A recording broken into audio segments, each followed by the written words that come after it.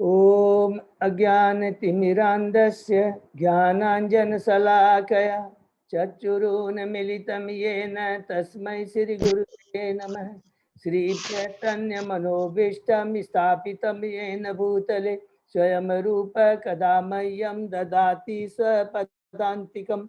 वन्देऽहं श्रीगुरु श्रीयुतपदकमलं श्रीगुरु वैष्णवांश्च श्रीरूपं साग्रजातं सहगणा रघुनाथं वितं तं सजीवं स्वाद्वैतं सावभूतं परिचं सहितं कृष्ण चैतन्य देवं श्री राधा कृष्ण पादान सहगणा ललिता श्री विशाखावितांत च नमो विष्णुपादाय कृष्ण पृष्ठाय भूतले श्रीमते भक्ति वेदांत स्वामिनि इति नामिने नमस्ते सरस्वती देवे गौरवाणी प्रचारिणे निर्विशेषा शून्यवादी पाश्चात देश तारिणे वांछा कल्पतरुभ्य कृपा सिंधुभ्य एव च पतितानां पावनेभ्यो वैष्णवेभ्यो नमो नमः। नमो महावदान्याय कृष्ण प्रेम पदायते कृष्णाय कृष्ण चैतन्य नामने गौरत्मिसे नमः। हे कृष्ण करुणा सिंधु दीन बंधु जगतपते गोपेश गोपिका कांत राधा कांत नमस्तुते। तप्त कांचन गौरांगी राधे वृंदावनेश्वरी वृषभानुसुते देवी प्रणमामि हरिप्रिय नीलांचल निवासाय नित्याय परमात्मने बलभद्र सुभद्रायां जगन्नाथाय ते नमः। जय श्री कृष्ण चैतन्य प्रभु नित्यानंद श्री अद्वैत गदाधर श्रीवासादि गौर भक्तविंद मुखम करोति वाचालं पंगुलंगे गिरिम यत्कृपातमहं वन्दे श्रीगुरुमदीनतारिणं परमानंद माधवं श्री चैतन्य ईश्वरं। हरे कृष्णा कृष्ण कृष्ण हरे हरे हरे राम राम राम हरे हरे कृष्णा। सभी भक्तों को श्री से मंगलाचरण की जय। और सभी भक्तों का एक बार मैं सादर सबको सादर प्रणाम करता हूँ।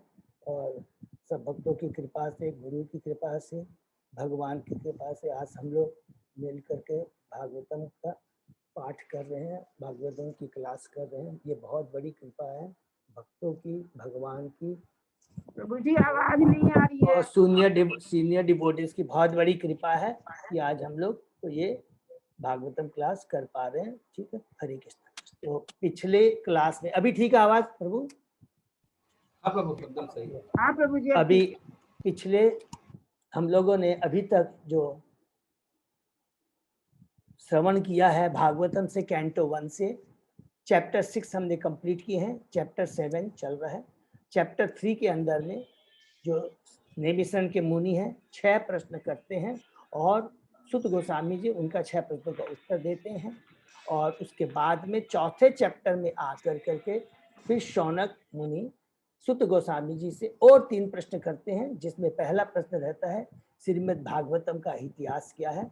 उसको सुत गोस्वामी जी बहुत डिटेल में चौथे, पांचवें, छठे अध्याय में पूरा डिटेल में बताते हैं कि किस प्रकार नारद मुनि ने व्यास देव जी को इंस्पायर किया कि तुमने क्या क्या जो पिछले शास्त्र लिखे अभी तक उसमें क्या क्या त्रुटियां रह गई थी उसको याद दिलाते हुए कहा कि वास्तव में वही शास्त्र है जिसमें भक्ति योग को बहुत ज्यादा उसके बारे में लिखा जाए। उसी भक्ति योग के माध्यम से हम बद्धियों का वास्तविक कल्याण हो सकता है। और उसी चीज को ध्यान में रखते व्यासदेव जी ने भगवान का ध्यान किया और उन्होंने भागवतम की रचना की।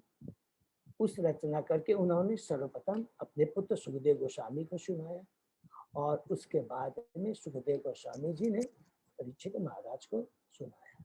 तो ये करने के बाद में फिर हम लोग स्टार्ट करते हैं कि जो दूसरा प्रश्न था या दूसरा तो सुखदेव गोस्वामी जी के बारे में हमने सुना। तीसरा जो प्रश्न है या जो भी समझ लेते हैं, क्योंकि सुखदेव गोस्वामी जी के बारे में बार बार यहाँ पर बहुत जो बोला गया, 2 बार बोला गया, हमने सुना है। अब परीक्षित महाराज के बारे में हमने सुना कि उनका जन्म और उनके कर्म और उनकी जो मृत्यु है बहुत आश्चर्य है, उसके बारे में बताइए। उसको सुन करके फिर सुत गोस्वामी जी बताते हैं। तो परीक्षित महाराज का जन्म को इसके बारे में जब बताने जा रहे हैं तो स्टार्ट करते हैं कहाँ से, चैप्टर 7 के अंदर में स्टार्ट करते हैं सुत गोस्वामी जी कि जब कुरुक्षेत्र का युद्ध समाप्त हो गया और जब भगवान श्री कृष्ण युधिष्ठिर महाराज को उनके सिंहासन पर बैठा देते हैं और वो द्वारका जाने की तैयारी करते हैं, उसी समय अश्वत्थामा वो अपने मित्र दुर्योधन को प्रश्न करने के लिए पांडव के शिविर में जाता है। पांडव के 5 पुत्र, द्रौपदी के 5 पुत्र को वो हत्या कर देता है और उनके सिर को लेकर के दुर्योधन के पास आता है। दुर्योधन उससे खुश नहीं होता है, इतना घृणित कार्य उसने किया था। और इधर में द्रौपदी माँ बहुत उदास हो जाती है, रोती हुई अर्जुन के पास में आती है कि मेरे 5 पुत्र की हत्या हो गई है। अर्जुन बहुत क्रोधित हो जाते हैं और द्रौपदी को प्रतिज्ञा करते हैं कि जब तक मैं तुम्हारे बच्चों के वध करने वालों को उसका सर काट के तुम्हारे सामने नहीं ला देता हूँ तो तब तक मैं शांत नहीं बैठूंगा और तुम उसके खून से अपने होली खेलोगे। इस कर करके वो जाता है, रथ में बैठकर भगवान श्री कृष्ण सारथी के रूप में जाते हैं। जब अश्वत्थामा देखता है कि कृष्ण और अर्जुन उनका पीछा कर रहे हैं, वो समझ जाता है कि अब मैं उनसे नहीं जीत सकता हूँ, क्योंकि उसको कुरुक्षेत्र की बात याद आ जाती कि जहाँ श्री कृष्ण है वहीं विभूति और विजय है। ये चीज हमें नहीं भूलना चाहिए। और वो नहीं सक पाता है, वो ब्रह्मास्त्र छोड़ता है और अर्जुन बिविल्डर हो जाता है कि ये कैसे हुआ। तब भगवान श्री कृष्ण बताते हैं कि ये अश्वत्थामा ने ब्रह्मास्त्र छोड़ा है, वो इसको विड्रॉ नहीं कर सकता। तुम ही एकमात्र ऐसे हो जो ब्रह्मास्त्र छोड़ भी सकते हो और उसको कंट्रोल भी करते हो, विड्रॉ कर सकते हो। तो तुम तुरंत दूसरा ब्रह्मास्त्र छोड़ो। और उनके कृष्ण के आदेश पर अर्जुन दूसरा अपना ब्रह्मास्त्र छोड़ता है और जो अश्वत्थामा ने जब ब्रह्मास्त्र छोड़ा था दोनों को वो बस में कर लेता है। और उसके बाद में वो अश्वत्थामा को पकड़ते हैं और अश्वत्थामा को पकड़ कर करके वो लेके जब जा रहा होता है उस समय भगवान कहते हैं ये निर्लज है, तुम्हें इसे छोड़ना नहीं है, इसे ये हत्यारा है, ये ब्रह्म बंधु है, इसकी जो योग्यता है ब्राह्मण की इसने खो दिया है, इस पर दया मत दिखाओ और तुम इसे मार डालो। प्रभुपाद जी तात्पर्य में यहाँ कहते हैं, जो 35वें श्लोक में हमने कल से शुरू किया था, कि जो ब्राह्मण क्षत्रिय वैश्य शूद्र ये जो पद दिए जाते हैं वो मनुष्य जीव की योग्यता के ऊपर दिए जाते हैं, न कि उसके जन्म के ऊपर में। दूसरा बताते हैं कि जो वास्तव में धर्म का ज्ञाता होता है, धर्म का क्षत्रिय जो होता है, जो योद्धा होता है, वो धर्म का ज्ञाता होता है और वो कभी भी कोई भी युद्ध धर्म के जो सिद्धांत स्थापित किए गए हैं उसके विरुद्ध कार्य नहीं करता, युद्ध नहीं लड़ता। उसमें 36 श्लोक में बताया गया है कि जो लापरवाही होता है, नेग्लिजेंट होता है, जो नशे में मस्त होता है, जो पागल होता है, जो सोया हुआ होता है, जो डरा हुआ होता है, जिसके पास शास्त्र नहीं है, जिसके पास में रथ नहीं है, जो बालक है, जो स्त्री है और जो मूर्ख है और लास्ट में जो शरणागत है, कभी भी उसकी हत्या नहीं करनी चाहिए। तब आगे भगवान श्री कृष्ण कहते हैं कि ये अर्जुन तुमको इसका वध करना बहुत जरूरी है। उसमें एक वर्ड यूज करते हैं, क्योंकि इसका वध करने से इसी का इसमें इसका श्रेयकर है और इसका ये कल्याण है। अगर इसका वध कर देते हो, क्योंकि ये इसने अपनी योग्यता खो दी है, और अगर अब इसका वध करते हो तो इसी में इसका कल्याण है, अदरवाइज उसको नरक भोगना पड़ेगा। इस प्रकार कृष्ण भगवान उनको बता रहे हैं। यहाँ पर नेक्स्ट श्लोक में सुखदेव गोस्वामी जी बता रहे हैं कि जब अर्जुन अश्वत्थामा को पकड़ के ले जा रहा होता है उस समय कृष्ण उनको उकसा रहे हैं। लेकिन चूंकि अर्जुन भी क्या है, यहाँ लिखा है कि महात्मा अर्जुन, तो उसमें भी क्या सद्गुण थे, सतबुद्धि थी, सद्गुण थे, उसने कृष्ण की बात तो सुनी, लेकिन उसको मारने का विचार नहीं आता है। और अंत में वो जब अश्वत्थामा को द्रौपदी के पास में ले जाता है, तो द्रौपदी भी, जो कि क्या थी, वो बहुत करुणा हृदय वाली थी। उसका स्वभाव बहुत नम्र था और अपने उत्तम स्वभाव के कारण, अपने भद्र होने के कारण उसने क्या अश्वत्थामा का बहुत सम्मान किया। और उसने कहा कि अश्वत्थामा को, ये स्वामी, हमें नहीं मारना चाहिए। उसमें वो बहुत, जैसे हमारे धार्मिक नियम के अनुसार से करुणावश, चूंकि उसमें सद्गुण थे, देवताओं के गुण थे, तो वो तर्क देती है कि हे स्वामी, पहली चीज तो ये ब्राह्मण है, तो ब्राह्मण की हत्या नहीं करनी, और उसके ऊपर में ये हमारा गुरु है जिससे आपने शिक्षा, शस्त्र शिक्षा ग्रहण की। चौथी बात यह है कि ये द्रोणाचार्य का पुत्र है, और चूंकि द्रोणाचार्य युद्ध में मारे गए और ये अश्वत्थामा ही द्रोणाचार्य को रिप्रेजेंट कर रहा है। फिर उसने कहा इतना ही नहीं, अगर अश्वत्थामा को मार दोगे तो कृपी का क्या हाल होगा, जिसका तो न पति है, और अगर उसको भी मार दोगे तो वो पतिहीन और पुत्रहीन हो जाएगी, उसका क्या होगा। कृपी के बारे में बार बार बता, और फिर बोलती है कि एक पुत्र के मरने से माता के ऊपर क्या बीतती है वो मैं जानती हूँ, एक माँ के नाते मैं समझ सकती हूँ। और सबसे बड़ी बात है कि जो ब्राह्मण कुल होता है, वो ब्राह्मण के चलते ही वो उनके संरक्षण में समाज चलता है। क्षत्रिय, वैश्य और शूद्र कार्य करते हैं। तो इतने सारे वो तर्क देती है, बहुत अच्छे उनके तर्क वो देती है। उसके बाद में शकुल और सहदेव, और साथ ही साथ में अर्जुन और भगवान श्री कृष्ण भी कहते हैं कि हाँ, द्रौपदी जो कह रही है ये बात सच है। तो इतना तक हमने स्टडी किया, और उसके बाद में आगे का जो है हम लोग पढ़ेंगे, ठीक है ना। तो हम लोग शुरू करते हैं। ओम नमो भगवते वासुदेवाय। ओम नमो भगवते वासुदेवाय। ओम नमो भगवते वासुदेवाय। नारायण नमस्कृत्य नरं चैव नरोत्तमं देवी सरस्वती व्यासं ततो जयमुदीरयेत्।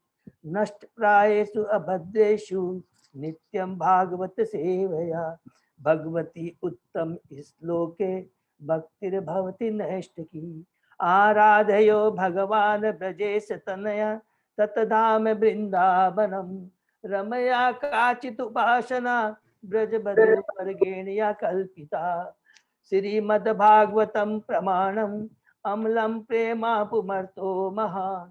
श्री चैतन्य महाप्रभो मतम् इदं तत् आदरो न पर। हरे कृष्णा कृष्णा कृष्णा हरे हरे, हरे राम राम राम हरे हरे। तो आज हम लोग श्लोक नंबर 52 से है अजय प्रभु। 51 से होना चाहिए मेरे हिसाब से। 51 से ओके। श्लोक नंबर 51 से हम लोग शुरू करते हैं। तत्र अमर्षित भीम तस्य श्रेयान् वद स्मृत। न भर्तु न आत्मन च अर्थे य अहन सुपतान शिशून वृथा। लेकिन भीम उनसे सहमत नहीं हुआ, और उसने उस दोषी के वध किए जाने की संतुति की जिसने क्रुद्ध होकर व्यर्थ ही सोते हुए बालकों की हत्या कर दी थी, जिसमें न तो उसका अपना न ही उसके स्वामी का हित था। नेक्स्ट। निश्चम्य भीम गतितम द्रौपदया चतुर्भुज। आलोक्य वदनम शक्यु इदम आहसन इव।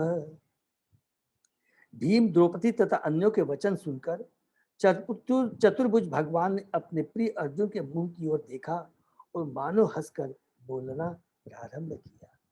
तो यहाँ पर भगवान श्री कृष्ण को चतुर्भुज बोला गया है, क्योंकि जैसा हम लोग जानते हैं कि भगवान क्या बोलना चाहते हैं केवल हम उन श्लोकों को पढ़कर नहीं समझते, हम अपनी तुच्छ बुद्धि से नहीं समझ सकते हैं। तो हमें क्या है, आचार्यों गुरुओं जो कि भगवान के प्रतिनिधि होते हैं और वो भगवान की दृष्टि से और भगवान के कानों से सुन सकते हैं, देख सकते हैं और वही सच बता सकते हैं कि वास्तव में इसका क्या अर्थ है। तो हम लोग तात्पर्य को पढ़ते हैं।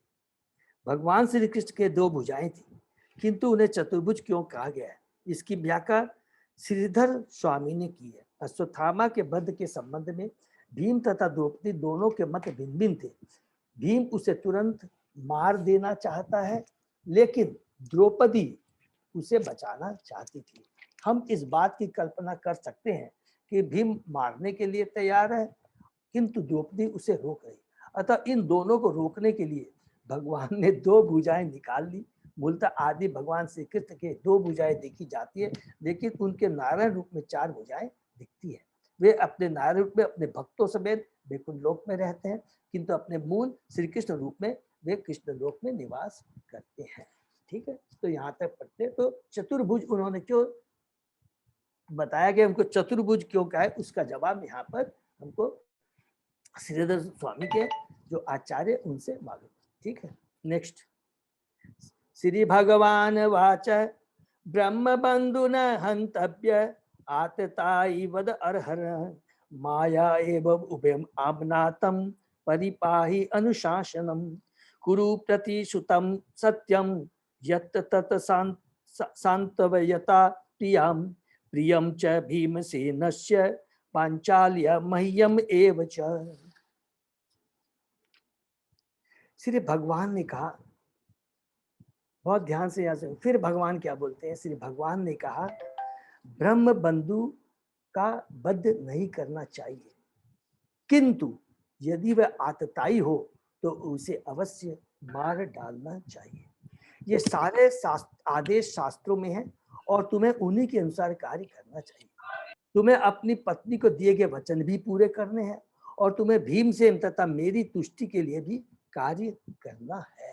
ये बहुत ही पावरफुल श्लोक है और यहाँ पर भगवान इतनी सूक्ष्म बातें यहाँ पर कह रहे हैं। अर्जुन अपने माध्यम से अर्जुन को संबोधित करते हुए हम बद्ध जीवों के लिए। अर्जुन व्यग्र था क्योंकि अवस्थामा का वध होना था और विभिन्न शास्त्रों के अनुसार उसे जीवन दान भी मिलना था। ब्रह्म बंधु या ब्राह्मण के निकम्मे पुत्र के रूप में अश्वत्थामा बद्ध नहीं था, किंतु वह आतताई भी था। मनु की आज्ञा अनुसार आतताई भले ही ब्राह्मण क्यों न हो, ब्राह्मण के अयोग्य पुत्र का क्या कहना, बद्ध होता है। द्रोणाचार्य निसंदेह असली अयोग्य पुत्र का क्या कहना, बद्ध। द्रोणाचार्य निसंदेह असली ब्राह्मण था, लेकिन वह युद्ध भूमि था इसलिए मारा गया। पर अश्वत्थामा आतताई होकर भी बिना अस्त्र के लड़ा था। आदेश है कि यदि आतताई अस्त्र रहित या रथहीन हो तो उसका वध नहीं किया जाना चाहिए। यह निश्चित रूप से अर्जुन की व्यग्रताएं थी। इनके अतिरिक्त अर्जुन को अपने उस वचन को पालन करना था जिसे उसने द्रौपदी को सांत्वना देते हुए दिया था। उसे भीम तथा कृष्ण को भी संतुष्ट करना था, क्योंकि उन्होंने अश्वत्थामा के वध की सलाह दी थी। अर्जुन के समक्ष यह दुविधा थी और इसका समाधान किया श्री कृष्ण ने। हरि बोल। तो यहाँ पर बोलते हैं प्रभुपाद जी, जब अर्जुन इतना बिविल्डर हो गया, कंफ्यूज हो गया, तो इसका समाधान कृष्ण ने किया। तो आगे हम लोग पढ़ते हैं। सुतवाच अर्जुन सहसा आज्ञाय हरे हार्दम अत अशीना मणिम जहार मूर्धन्यम द्विजस्य सह मूर्धजम। उसी समय अर्जुन भगवान की संदिग्ध आज्ञा का प्रयोजन समझ गए और इस तरह उसने अपने तलवार से अश्वत्थामा के सिर के केस तथा मणि दोनों पृथक कर दिए। हरि। तो यहाँ पर क्या है, संदिग्ध, भगवान की संदिग्ध आज्ञा का प्रयोजन समझ गए। तो क्या है, भगवान बहुत कृपालु है, भगवान भक्तों पर बहुत कृपा करते हैं।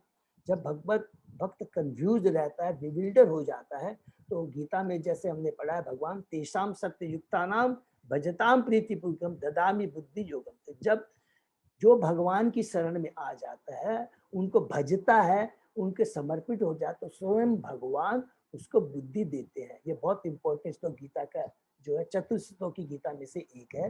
तो भगवान ने यहाँ पर अर्जुन को बुद्धि दिया कि तुम्हें अब क्या करना है। तात्पर्य में हम पढ़ते हैं, विभिन्न व्यक्तियों के परस्पर विरोधी आदेशों का पालन करना असंभव होता है।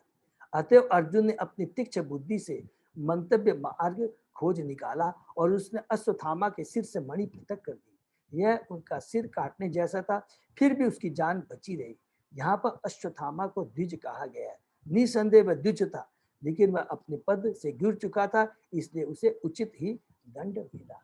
तो भगवान बहुत ही कृपालु, भगवान परम ज्ञानी है, परम विद्वान है, परम दार्शनिक है, परम साइंटिस्ट है, परम राजनीतिज्ञ है। सब कुछ भगवान है, जो कुछ भी है भगवान से आता है, भगवान से ऊपर कुछ भी नहीं। ब्रह्मा जी ने हिरण्यकशिपु को इतना बड़ा वरदान दे दिया था, दिन में न रात में न सुबह में न शाम में, न मनुष्य के द्वारा न जानवर के द्वारा न कोई शस्त्र, किसी से भी तुम नहीं मर सकता है। लेकिन भगवान श्री कृष्ण ने एक उपाय निकाल दिया, नरसिंह भगवान के रूप के अवतार में आकर करके अब उन्हें ब्रह्मा जी की भी, अपने भक्त की भी बात को रखा, और लेकिन हिरण्यकशिपु के ऊपर भी कृपा की। वो आतताई था, वो दुष्ट था, असुर बुद्धि था, लेकिन उसके ऊपर भी भगवान ने कृपा की। नेक्स्ट। हरे कृष्ण प्रभु। हाँ प्रभु, बोलिए प्रभु। ये मणि का क्या मीनिंग हुआ, समझ नहीं आया। प्रभु ये बोलते कि ब्राह्मण के वो जो एक मणि होती है, ये तो इसका डिटेल में यहाँ वर्णन लिखा है, अभी हमको बाद में इसका डिटेल में समझ सकते हैं। कहते हैं कि ब्राह्मण के किस में और एक मणि होती है, जिस वो दिखाता है कि योग्य ब्राह्मण का, वो केवल योग्य ब्राह्मण ही पहन सकता है, जो कि ज्ञान दे सकता है, ब्रह्म का ज्ञाता, ज्ञान जिनको शास्त्रों का ज्ञान है, तो उस मणि को निकाल दिया है। तो ये यही लिखा है। तो वो जो कि स्पेशली ब्राह्मण ही उसको क्या करते हैं, धारण करते हैं। ठीक है कैसे पंडित बाबू?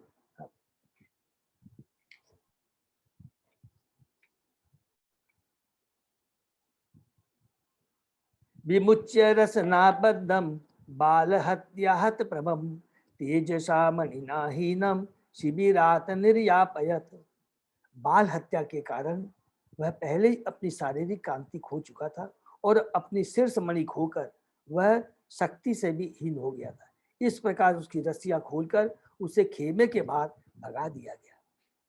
इस प्रकार भगवान कृष्ण तथा अर्जुन की बुद्धि के कारण अपमानित अश्वत्थामा एक ही साथ मारा गया और नहीं भी मारा गया। ये बहुत इंपॉर्टेंट है, इसको हम लोग अंडरलाइन करेंगे तो समझेंगे इसका मतलब यहाँ प्रभुपाद जी क्या बता रहे हैं। ठीक है ना। नेक्स्ट। वपनम द्रविण अदानम स्थानात निर्यापणम तथा ईश ही ब्रह्म बंधूनाम वदन अन्य अस्ति देहिक। उसके सिर के बाल मोड़ना, उसे धनहीन करना तथा उससे घर से भगा देना, यह है ब्रह्म बंधु के लिए निश्चित दंड। शारीरिक वध करने का कोई विधान नहीं है। नेक्स्ट। पुत्र शोक आतुरा सर्वे पांडवा सह कृष्णया श्वानाम मृतानाम यत् कृत्यम चक्रु निर्हरण आदिकम। तत्पश्चात शोकाभिभूत पांडु के पुत्र तथा द्रौपदी ने अपने सज्जनों के मित्र शरीरों शव का समुचित दाह संस्कार। तो इस प्रकार यहाँ पर बताते हैं कि किस प्रकार भगवान ने, जो कि अर्जुन और जो उनके भक्त थे यहाँ पर पूरे बिविल्डर थे, किस प्रकार उस भगवान ने उसका हल निकाला और अश्वत्थामा के सिर की जो मणि थी उसको निकाल लिया, उसके साथ मुड़वा दिया, और जिससे क्या है वो अपने ब्राह्मण के पद से वो अच्युत हो गया, वो गिर गया। तो ये पूरा जो हम लोगों ने यहाँ पर डिस्कस किया है, बहुत इंपॉर्टेंट चीजें हैं कि जो अश्वत्थामा है एक तरफ है और दूसरी तरफ भगवान के भक्त हैं। तो अश्वत्थामा को आतताई बोला गया है और द्रौपदी के बारे में बताया गया है। एक स्त्री है, स्त्री के अपने एक नेचुरल गुण होते हैं, सत्गुण जिसको बोलते हैं, उत्तम गुण होते हैं, बहुत कृपालु होती है। और उसी प्रकार दुर्योधन के बारे युधिष्ठिर के बारे में, नकुल सहदेव के बारे में, सबके बारे में बताया गया है।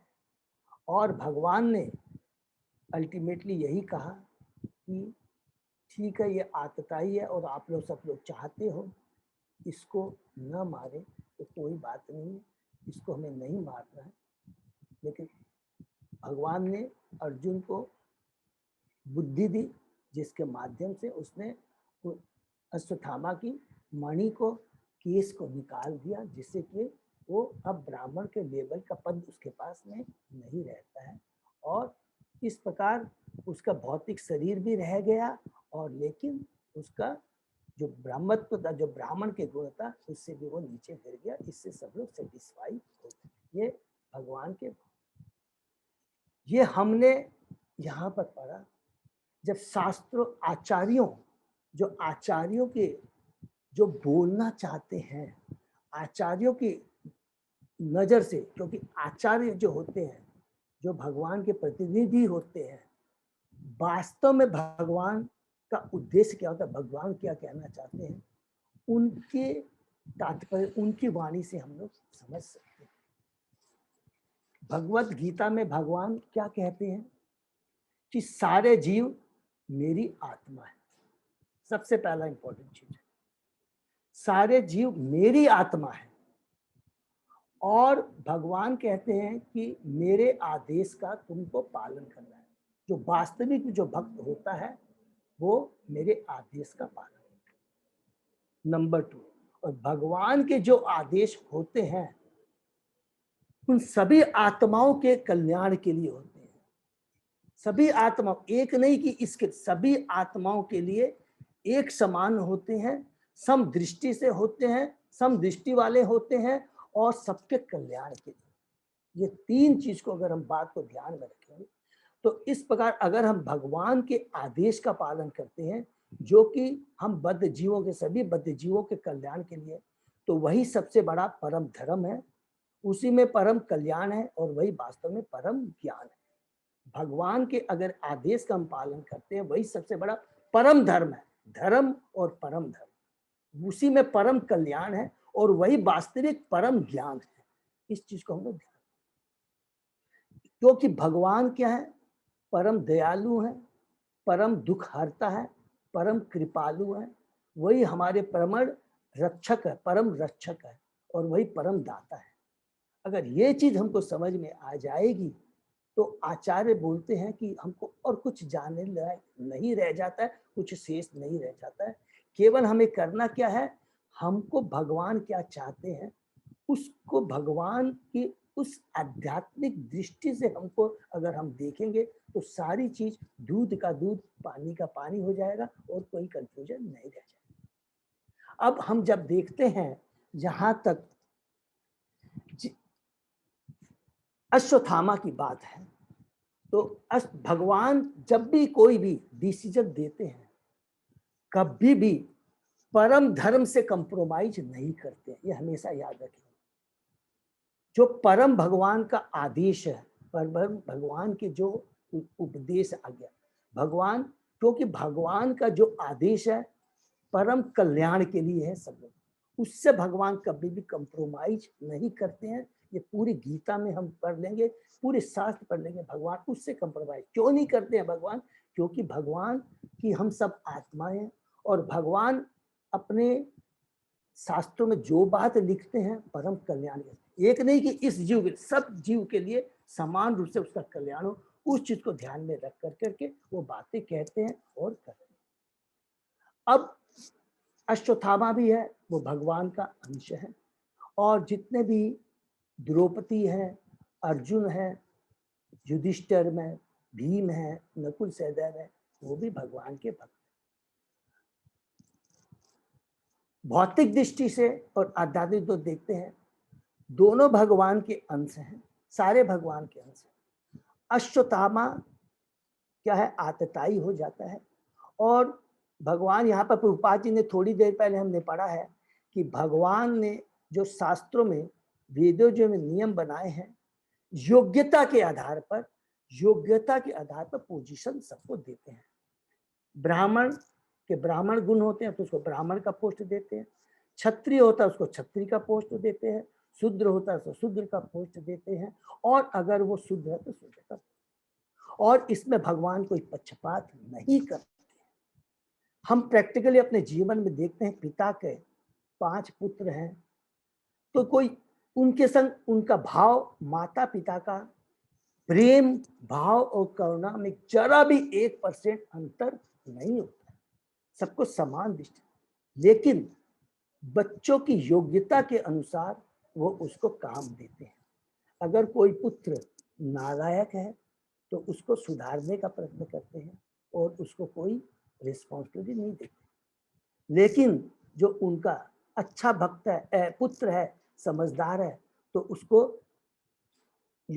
उसकी योग्यता के अनुसार उसको रिस्पॉन्सिबिलिटी देते हैं और उसको प्यार करते हैं।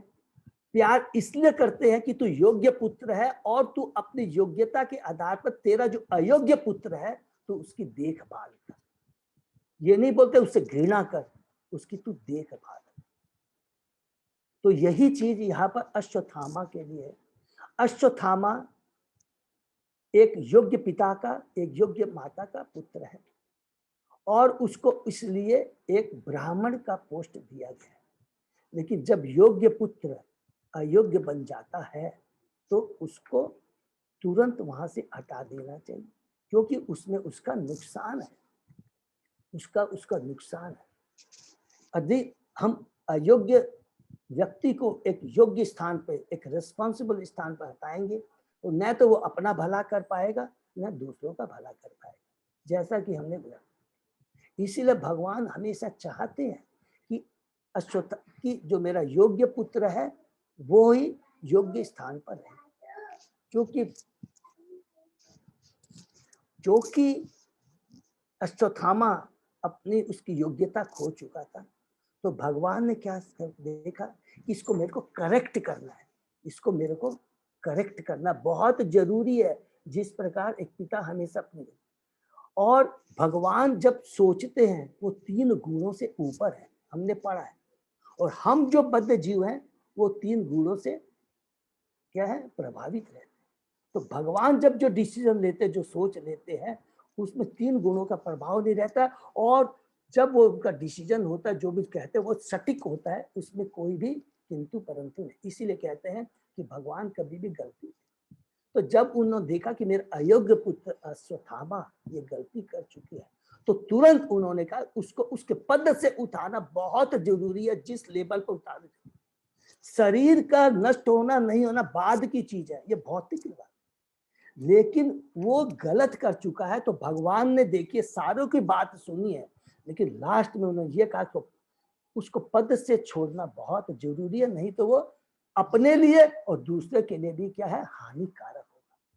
तो भगवान ने जो परम धर्म है उसको ध्यान में रखते हुए, और जो धर्म है कि हमारे भक्तों को भी ख्याल रखते हैं, कि भक्तों का कभी खुश रखने के लिए भगवान ने ये उपाय निकाला कि उसकी मणि निकाल कर कर कर करके उसके पैर को माल उड़वा कर करके उसको पद से च्यूत कर दिया।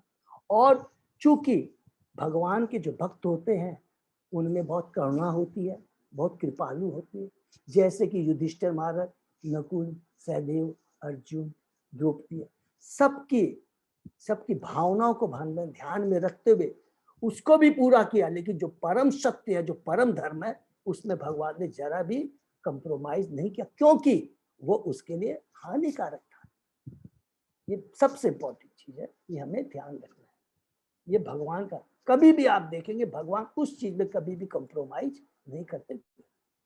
और दूसरी बात हमने प्रैक्टिकल जीवन में देखा है कि अगर किसी को बड़ा पोस्ट दिया जाता है किसी भी कंपनी में, तो उसका एक बहुत बड़ा दायित्व होता है।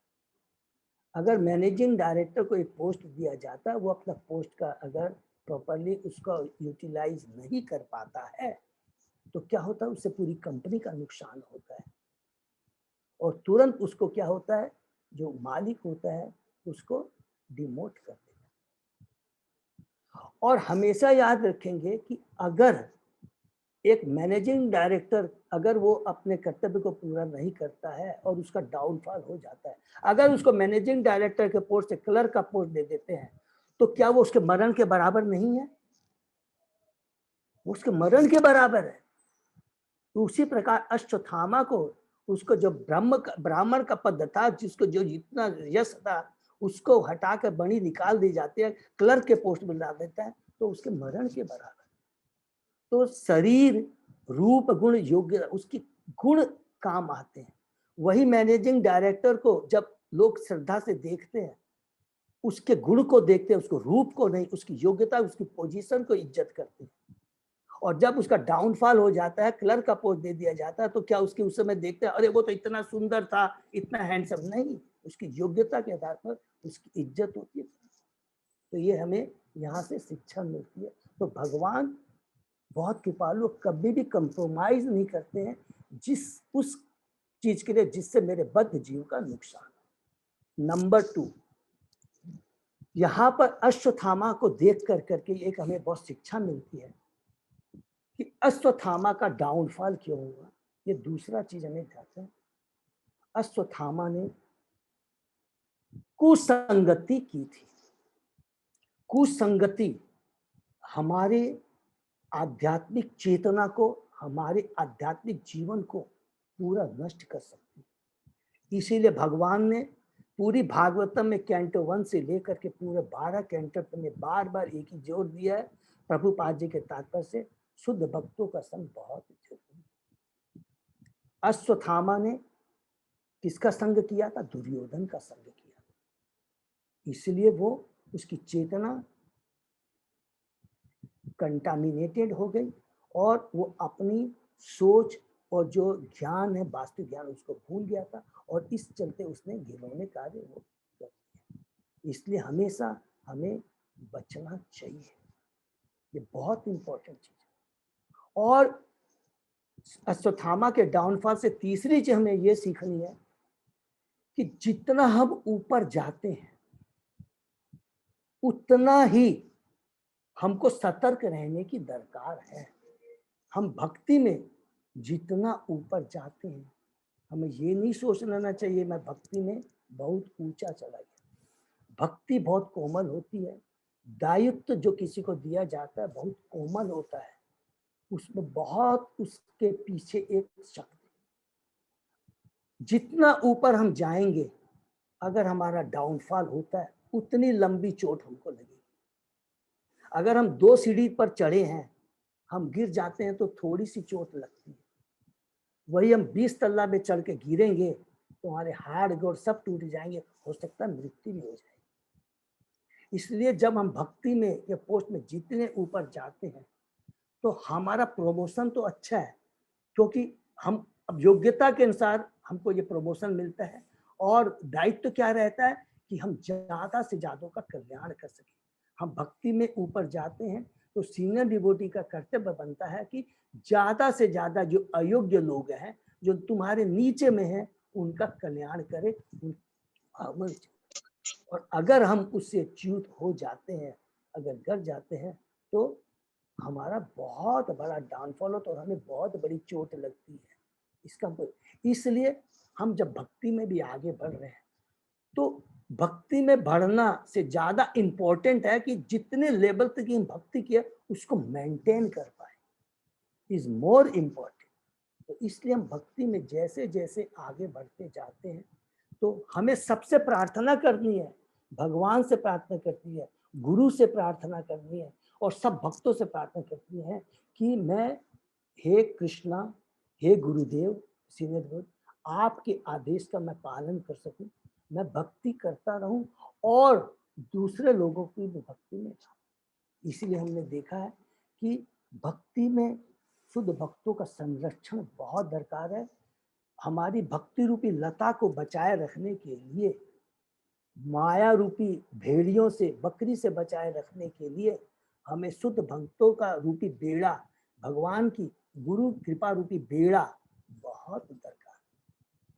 ये सबसे इंपॉर्टेंट चीज है, इस चीज को हमको ध्यान में रखना है। नहीं तो कब माया रूपी बकरी आकर के हमारी भक्ति को विनष्ट कर देगी, हमको डिस्टर्ब कर देगी। माया इतनी प्रबल है, हम समझ भी नहीं पाए।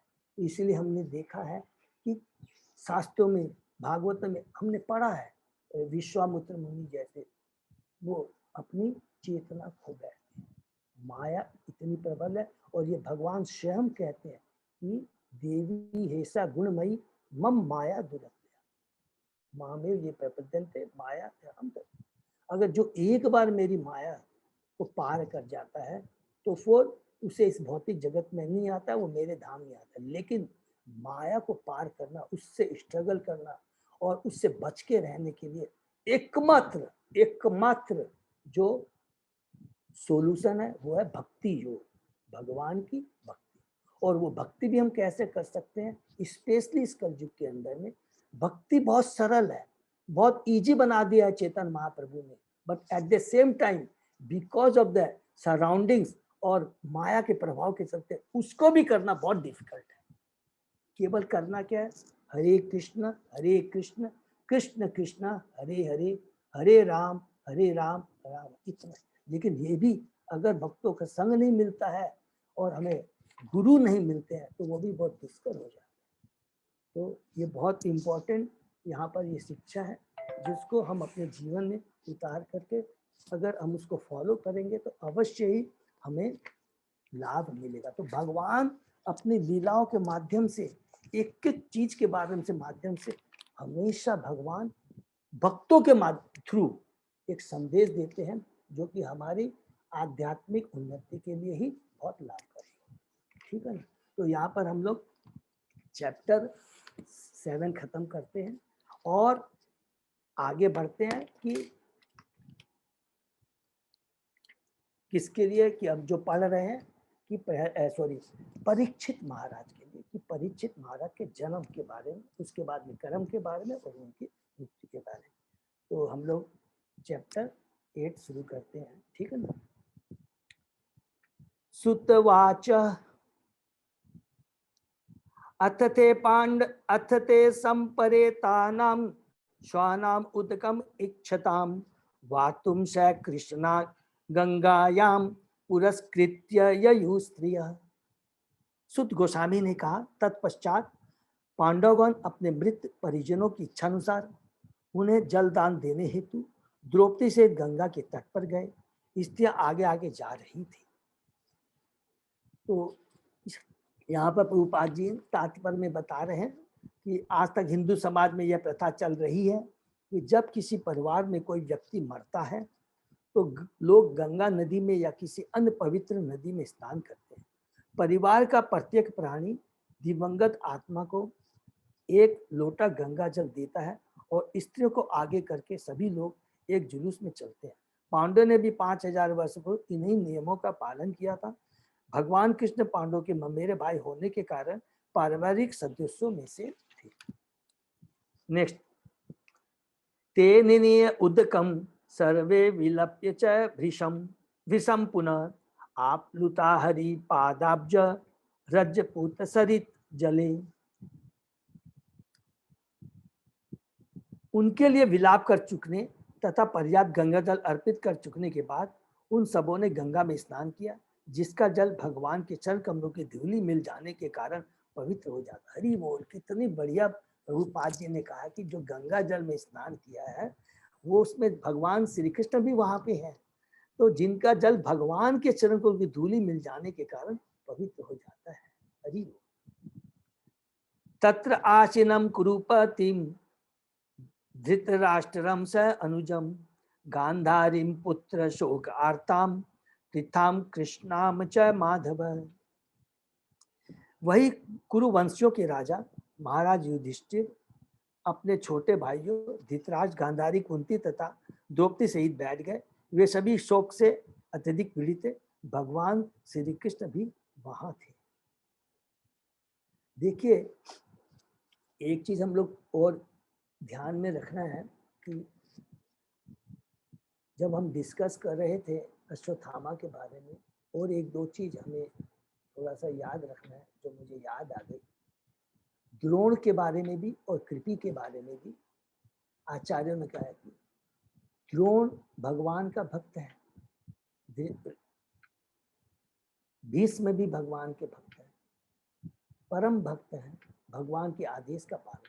लेकिन अगर कोई अधर्म का भी साथ देता है तो उसको डाउनफॉल होता है, उसको गिरना होता है। और जहां तक कृपी की बात है, जो कि द्रौपदी माता जी, द्रौपदी कहती है कि वो अकेली रह जाएगी। हम 3 गुणों के प्रभाव में आके कृपी का क्या होगा, बोल कृपी का क्या होगा, वो अकेली रह जाएगी। लेकिन भगवान बहुत परम कल्याणकारी है। भगवान की हम सब आत्मा है, भगवान से ज्यादा कोई वेल विशर नहीं है। वो भगवान को चिंता होती है, क्योंकि हम भगवान के शाश्वत अंश हैं। द्रोण का, कृपी का और अश्वत्थामा का जो संबंध है वो टेम्परेरी है, किंतु इन सब आत्माओं का संबंध भगवान से शाश्वत है। तो भगवान को मालूम है कि उसका क्या होगा, उसका क्या करना है। नारद मुनि के क्षेत्र में हमने देखा था कि छोटी सी उम्र में उसकी माँ की मृत्यु हो गई और वो 5 वर्ष की उम्र में अनाथ हो गए। लेकिन वो चेतना उनकी बहुत आध्यात्मिक लेवल पर ऊंची चली गई थी। तो उन्होंने पॉजिटिव सोचा, उन्होंने सोचा कि जो भगवान करते हैं वो मेरे लिए कल्याण करते हैं। तो इसलिए यहाँ पर एक हमको शिक्षा ये मिलती है कि कभी कभी हम लोग किसी भी उम्र में हमारे संबंध में, हमारे परिवार में अगर किसी की मृत्यु हो जाती है, कच्ची उम्र में या बड़ी उम्र कुछ भी हो जाती है, तो हम बद्धजीव हैं, हमको दुख तो होता है। लेकिन अगर हम भगवान की भक्ति करेंगे और आचार्यों से भगवान की वाणियों को समझेंगे, आचार्यों से सुनेंगे, तो क्या होगा, हमें सत्य मालूम रहता है, तो सहने की शक्ति ज्यादा आ जाती है और उसको भगवान का आदेश प्रसाद समझ करके हम अपनी भक्ति में बने रहेंगे और आगे बढ़ेंगे। और जो भक्ति नहीं करते हैं, जिनको इसका ज्ञान नहीं है, वो कभी यह तक बोल उठते हैं कि हे भगवान तू कैसा है, हमने तो इस जीवन में कोई गलती नहीं की, तुमने मेरे संग इतना बड़ा अपराध किया, तुमने मेरे पुत्र को ले लिया, तुमने मेरे पति को ले लिया, तुमने मेरी पत्नी को ले लिया। ये हम 3 गुणों के प्रभाव में आकर करके अज्ञानतावश कहते हैं। लेकिन अगर हम भगवान की वाणी को समझेंगे और भगवान क्या चाहते हैं, भगवान कितने बड़े कृपालु हैं, अगर ये चीज हम अपने जीवन में समझ जाएंगे, उतार लेंगे, तो दुख कम होगा और सहन शक्ति हमारी बढ़ जाएगी। तो इस चीज का भी ये हमको ध्यान में रखना है, ठीक है ना।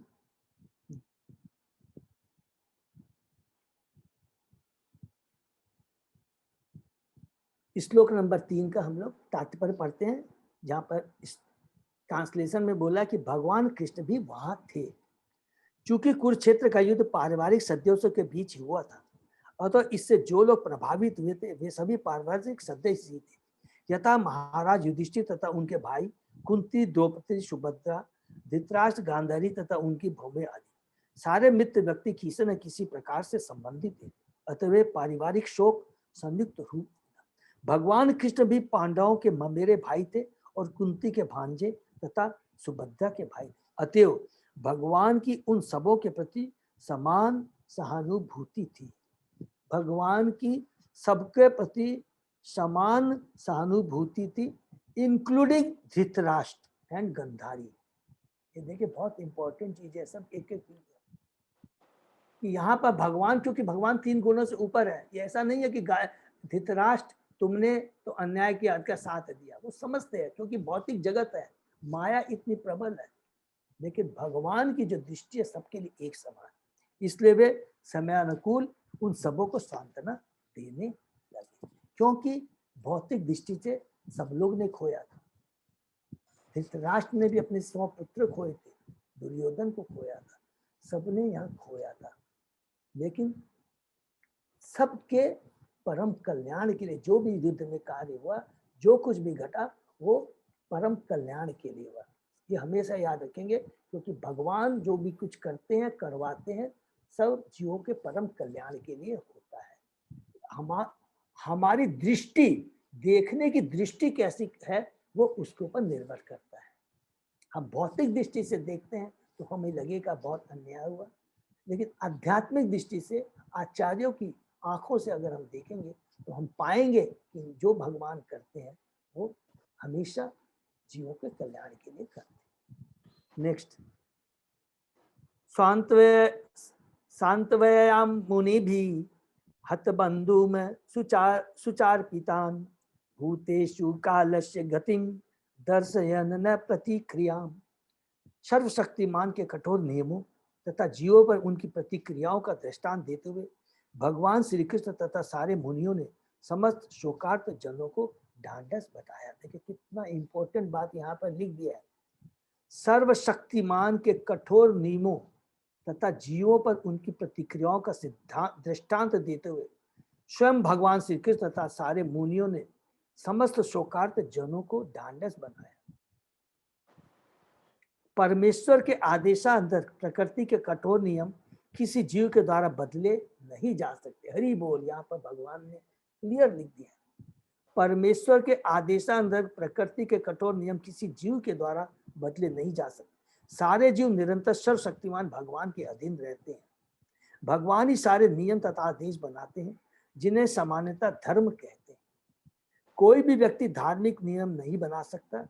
प्रामाणिक धर्म भगवान के आदेशों का पालन करना है और वही परम धर्म है। भगवान के आदेश का पालन ही करना वही परम धर्म है।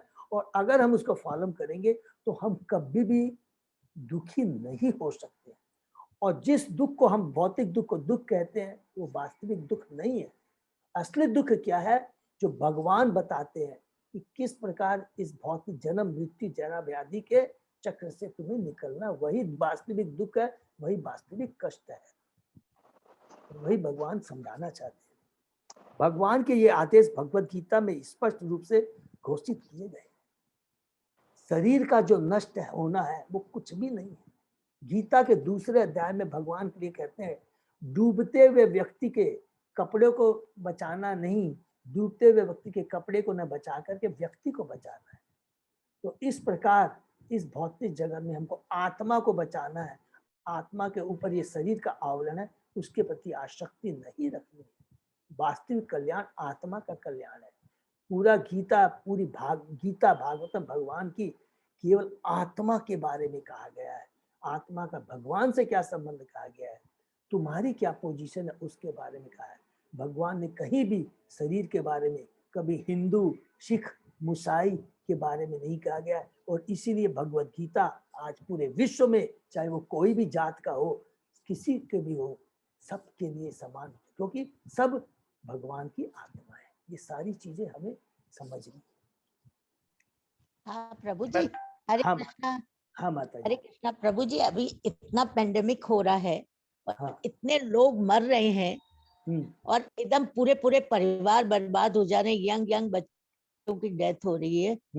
तो लोग तो भगवत गीता पढ़ते हैं, बहुत ज्यादा उम्र हो जाती है तब, और फिर क्या होता है उनको सब्र कैसे भी आता नहीं है। ये वो इसमें इतना अच्छा लिखा हुआ है, लेकिन ये बात तो हम पहले पढ़ते ही नहीं है ना माता जी। वो तो आप सही कह रहे हैं, क्योंकि मनुष्य नाम सहस्तेतु भगवान ने खुद ही लिखा गीता में। हाँ जी, हजारों लोग, करोड़ लोगों में कोई मेरे आदेश को सुनता है और उसमें से कोई एक, माने बहुत ये बातें भगवान ने सब जानते हैं, लिखे हैं। लेकिन यही है माता जी, हम लोग बहुत भाग्यशाली हैं।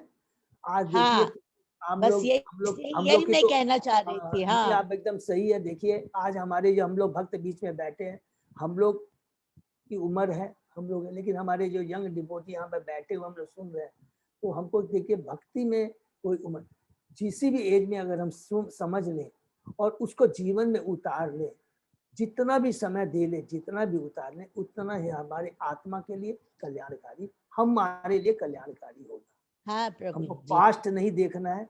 और ये जितना सब देख रहा है, भगवान खुद कह रहे हैं कि सब चीज में भगवान का हाथ है। हमने पढ़ा है, 3 ताप के बारे में पढ़ा है, आदि देवी, आदि भौतिक, आदि आध्यात्मिक, हमने पढ़ा है। मतलब तो हमें उसको समझना है और जीवन में उतारना है। ठीक है ना? हाँ, हरे कृष्ण। प्रत्येक व्यक्ति को चाहिए कि वह केवल उनका या उनके नियमों का अनुसरण करे, इससे वह भौतिक तथा आध्यात्मिक दोनों प्रकार से सुखी हो सकेगा। इसको अंडरलाइन हम कर लेंगे कि अगर भगवान के आदेश का हम पालन करते हैं तो इससे वह भौतिक तथा आध्यात्मिक दोनों प्रकार से सुखी हो। आध्यात्मिक रूप से किस प्रकार सुखी हो सकेगा? क्योंकि वो आत्मा के कल्याण के कार्य कर रहा है। और भौतिक रूप से किस प्रकार सुखी हो जाएगा? क्योंकि उसकी जो भौतिक चीजों के प्रति अनवांटेड जो आसक्ति है वो खत्म हो जाएगी। और जैसे ही हमारी अनवांटेड आसक्ति खत्म हो जाती है तो स्वतः ही हम भौतिक चीजों के प्रति अनासक्त हो जाएंगे और हम सुखी हो जाएंगे। ठीक है ना? जब तक हम इस भौतिक जगत में हैं तब तक हमारा कर्तव्य है कि भगवान के आदेशों का पालन करें, और यदि भगवत कृपा से हम इस संसार के बंधन से छूट जाएं तो भी अपनी मुक्त अवस्था में भगवान की प्रेमा भक्ति करते रहे। मुक्त अवस्था में भगवान की भक्ति करते रहे, अर्थात ये हमारा शाश्वत धर्म है आत्मा का कि भगवान की गुणगान करना। ये हमेशा है। मुक्त अवस्था में भी का मतलब क्या है कि हम भौतिक चीजों से छुटकारा पा जाने के बाद में, आसक्ति के बाद, detachment with material things is not the end. Attachment with Krishna is required. तो भौतिक जगत से छुटकारा पाने के मुक्ति मिल गई है, लेकिन जब तक भगवान के प्रति अटैचमेंट नहीं होता है, भगवान की सेवा में उनके गुणगान, तब तक ये हमारे लक्ष्य पूरा नहीं होता है। जब तक हम भौतिक जगत में तब तक हमारा कर्तव्य भगवान के आदेशों का पालन करें, और यदि भगवत कृपा से हम इस संसार के बंधन से छूट जाए तो भी अपनी मुक्त अवस्था में भगवान की प्रेमा भक्ति करें। अपनी भौतिक अवस्था में आध्यात्मिक दृष्टि के अभाव में हम न तो अपने को देख पाते हैं न ही भगवान को, लेकिन जब हम भौतिक आसक्ति से मुक्त होकर अपने मूल स्वाभाविक स्वरूप को प्राप्त करते हैं तो हम अपने आप को तथा भगवान को साक्षात देख सकते हैं। अतएव मुक्ति का अर्थ है जीवन की भौतिक बुद्धि को त्याग कर मूल आध्यात्मिक स्थिति को पुनः धारण करना। इस तरह यह मनुष्य जीवन अपने आप को इसी आध्यात्मिक स्वतंत्रता के योग्य बनाने के लिए, दुर्भाग्यवश हम माया के वश में होकर कुछ वर्षों के इस क्षणिक जीवन को ही स्थायी मान बैठते हैं, और इस तरह से माया द्वारा उत्पन्न छद्म स्वरूप वाले तथा कथित देश, घर, भूमि, स्थान, पत्नी, समुदाय, संपत्ति आदि के स्वामित्व से भ्रमित हो जाते हैं, जिसके संग हमारा टेम्परेरी संबंध है। इस तरह हम माया के इशारों पर इस छद्म स्वामित्व की रक्षा के लिए एक दूसरे से लड़ते रहते हैं, टेम्परेरी चीज के लिए जो कि हमारी नहीं है, टेम्परेरी है। आध्यात्मिक ज्ञान के अनुशीलन द्वारा हम यह अनुभव कर सकते हैं कि हमें इस भौतिक साज सामान से कुछ भी लेना देना नहीं है। ऐसा होने पर हम तुरंत भौतिक आसक्ति से मुक्त हो जाते हैं। जब हमें दिव्य ज्ञान हो जाता है तो हम भौतिक आसक्ति से मुक्त हो जाते हैं। इस संसार की भ्रांतियों तथा का ऐसा स्पष्टीकरण भगवत भक्तों की संगति से तुरंत ही होता है।